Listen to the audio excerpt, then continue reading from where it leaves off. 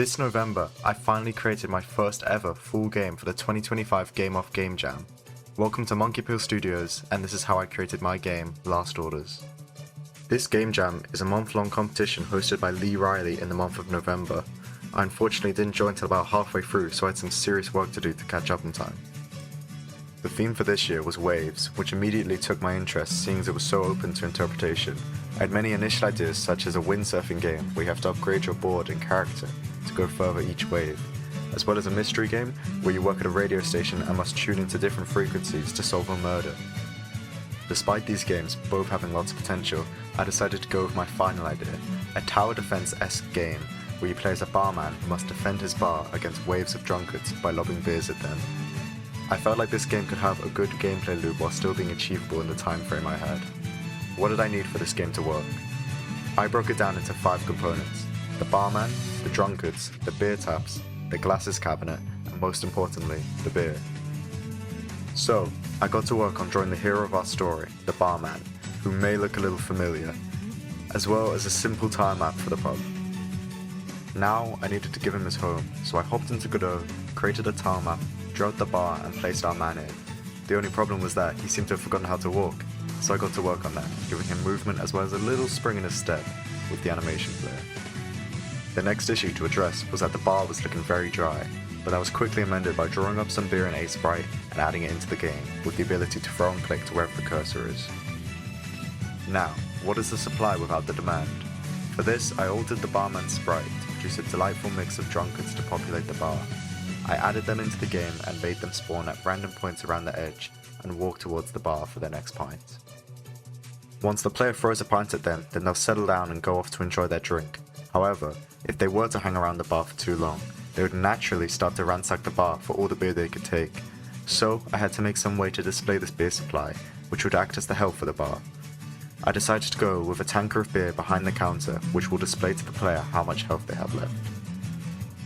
I will admit, it's not my finest piece of art, but after going all out for the barman, you can cut me some slack.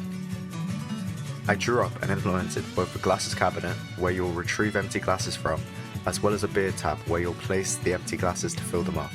These were very important changes that stopped our wizard of a barman from needing to conjure up pints.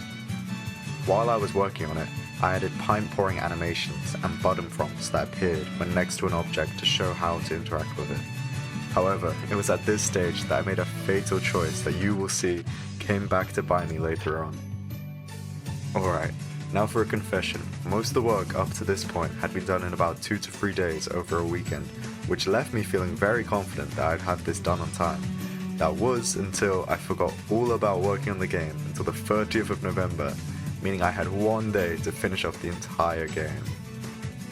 So, I sat down, buckled in, and prepared for my longest coding adventure yet. I started by making a timer that will allow the player to actually win the game.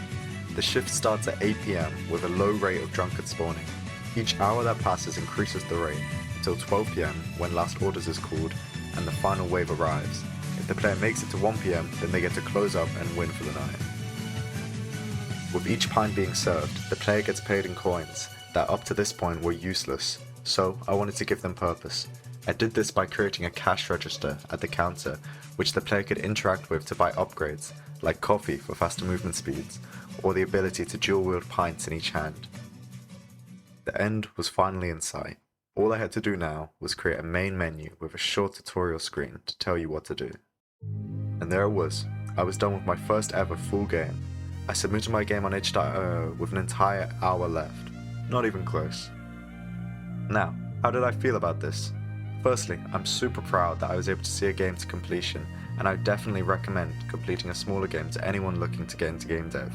But more importantly, I actually found the game fun. It feels super rewarding to be able to actually enjoy playing a game I made and watching my friends play it too. You know what? I like the game so much, I'm sure there's no reason why I couldn't win the entire jam. I am certain there could be no major issues that ruin people's experiences. Yikes.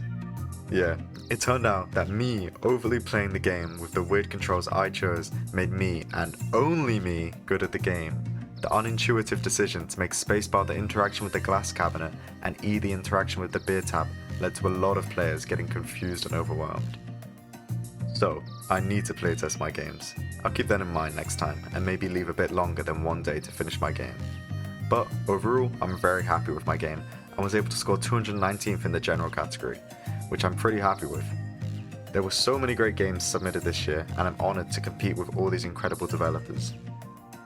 I've left the link to Last Order's itch.io page in the description if you'd like to check it out.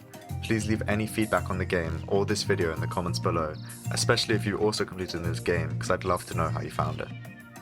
I'd also really appreciate it if you could like and subscribe, as I will be posting devlogs on my main project Monkey Business, as well as other side project games I've made. Thanks so much for watching and have a great day.